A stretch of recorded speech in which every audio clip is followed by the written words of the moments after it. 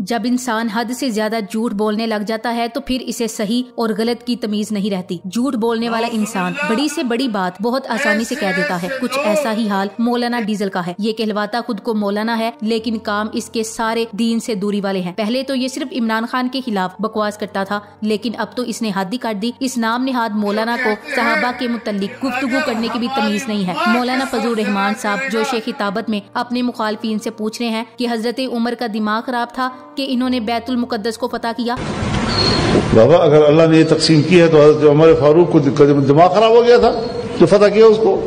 Salahuddin Ayyubi को क्या हो गया था?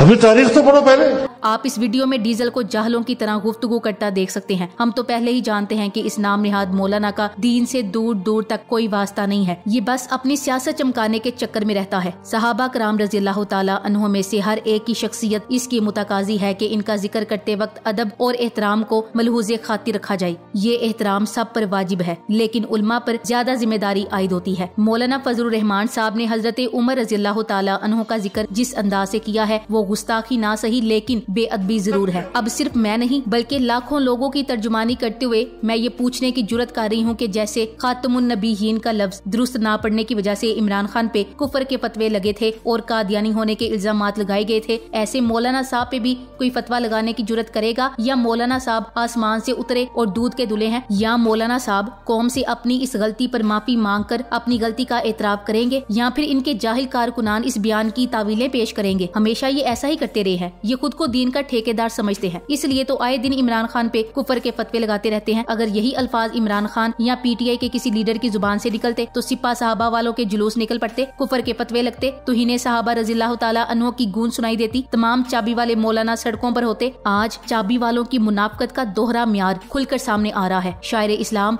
और इस्लाम के हीरोज यानी मुकद्दस तरीन शख्सियात के नाम को भी खूब बेचा जा रहा है। ये सब पहली बार नहीं है। डीजल अवाम से हमेशा झूठ बोलता रहा है। वजारतें लेने के लिए झूठ बोलना और कुफर के झूठे फतवे लगाना इसकी फितरत में शामिल है। मौलाना फजलुर रहमान साहब का ताज़ा तरीन इरशाद ये है कि बाजवा ने फैज हमीद को इख्तियारात दे दिए थे, जिसके बाद हमने मुज़ाकरात किए और धरना खत्म किया। सवाल ये है कि धरने के आखिरी दिन मौलाना ने फरमाया था कि हम धरना खत्म नहीं कर रहे बल्कि प्लान बी की तरफ जा रहे हैं, जो प्लान ए से ज्यादा खतरनाक होगा, और वो ये है कि जाकर मुतय्यन मकामात से शाहराओं को ब्लॉक करना है। अब बता रहे हैं कि नहीं, हमने धरना खत्म किया था। अब ये झूठ है या वो झूठ था? मौक़िफ़ ये था कि बंद कमरे में मामलात तय नहीं होने देंगे। अब फरमा रहे हैं कि हमने तय कर लिए थे। कोलो फेल के इस तजाद को झूठ और मुनाफकत कहा जाए या इसे हिकमत अमली कहकर झूठ और निफाक को हलाल करार देना समझा जाए। इस्लामी सियासत के अलंबरदार जब झूठ और निफाक की राह चल रहे हों तो फिर किसी और से गिला शिकवा क्या हो सकता है? हम तो इसी हालत पर आवाज उठाने के मुजरिम हैं। मगर पहले अब्दुल गफूर हैदरी साहब ने इंकिशाफ फरमाया था कि मौलाना साहब बाजवा के दर पे गालियां सुनते हैं। अब खुद बता रहे हैं कि हम तो फैज मीर साहब के दर के भिखारी भी रह चुके हैं। आज कुछ बातें हो जाएं इस मौलाना के बारे में। ये एक जाली मौलवी है,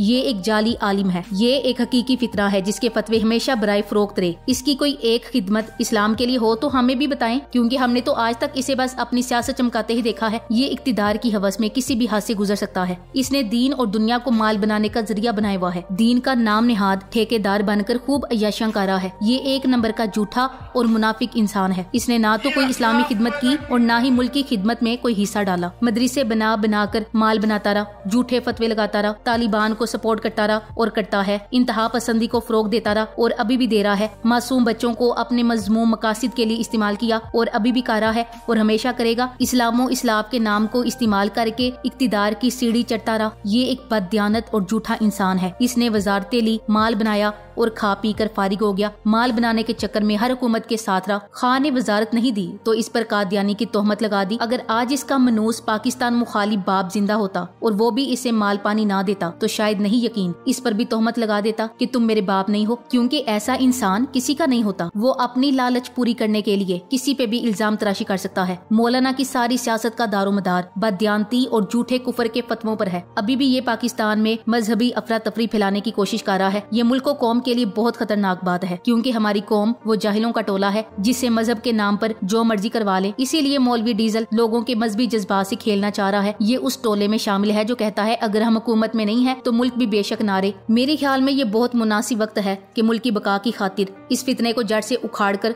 फेंक दिया जाए। मुल्क व कौम के दुश्मनों का यही अंजाम होना चाहिए। ये और इस जैसे गलाजत के भरे पूरे मुल्क में ताफुन और नफरत फैला रहे हैं। मुल्क की सलामती के इदारों को इसे और इस जैसे मुल्लाओं को 1 मिनट का वक्त भी नहीं देना चाहिए। मौलाना फजलुर रहमान अल मारूफ डीजल साहब के होते हुए किसी यहूदी को पाकिस्तान के खिलाफ साजिश करने की जरूरत नहीं है। जब से डीजल सियासत में आया है तब से आज तक इसको किसी हुकूमत में कोई खराबी नजर नहीं आई, इसलिए डीजल साहब हर हुकूमत में शामिल हो जाते हैं। वैसे डीजल की हवारियों से पूछो कि डीजल ने अब तक ऐसे क्या कारनामे अंजाम दिए हैं, तो आगे से कहते हैं कि डीजल की वजह से पाकिस्तान में सब मदरसे महफूज हैं। तौबा कैसे जाहिल हैं ये लोग। मदरसों की इज्जत और हिफाजत तमाम मुसलमानों की वजह से है। मैं आपको बताती हूँ कि मदरसों को फंडिंग वगैरह और खाने पीने का सामान हम आम लोगों की तरफ से होती है, वरना तो डीजल तो काफी अरसे से हुकूमत का हिस्सा है। इसने अब तक इनकी बहाली के लिए कुछ किया क्यों नहीं। तहरीक इंसाफ की माजी की हुकूमत में जब इमरान खान ने जामिया हकानिया के लिए फंड्स का ऐलान किया था और कहा था कि मदरसों के बच्चों का भी इस मुल्क पर हक है और हमें इनके हुकूक देने हैं, इसके जवाब में मुल्क की तमाम सियासी पार्टियां बशमूल डीजल और ANP ये सब सरापा एहतजाज हो गयी कि इन्हें क्यों फंडिंग की गई, इससे तो दहशतगर्दी बढ़ेगी वगैरह वगैरह। जबकि इमरान खान के ख्याल में इन मदरसों के बच्चों को इनके हुकूक देने से ये अपने इल्म पर ठीक से तवज्जो दे सकेंगे और कल को मदरसे से एक अच्छा आलिम और शहरी बनकर निकलेगा और अपने इल्म से मुल्क की खिदमत करेगा। जबकि इन बाकी बेशर्मों बेगैरतों ने इन पर दहशतगर्दी के ठप्पे लगा रखे हैं। जबकि डीजल ने इन्हें तारीकी में रखकर इन्हें सिर्फ अपना वोट बैंक बना रखा है। पता नहीं ये बेशर्म कल को अल्लाह के सामने किस मुंह से पेश होंगे। जब भी किसी मदरसे या मस्जिद के मौलाना को देखो तो वो बेचारा तंगदस्ती में मुब्तला होता है, लेकिन अपनी खुददारी को देखते हुए कभी किसी की तरफ सवालिया नजरों से नहीं देखते। मुझे बहुत दुख होता है कि हमारे उलमा और मदारिस के तुलबा को इनके हुकूक से दूर रखा गया है। क्या ये लोग इस मुल्क के शहरी नहीं?